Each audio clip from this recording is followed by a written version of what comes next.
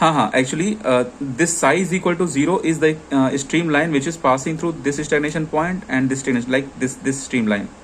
So equation of that streamline, psi is equal to 0, right? And coordinate of this and coordinate of this is nothing but 0 and pi. So we have done that.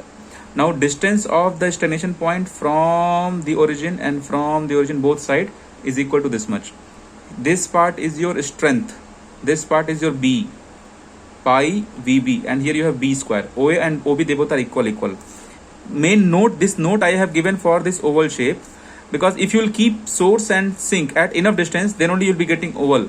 If you will bring them very close, then they will behave like a circular one. In that case, shape will be circular one.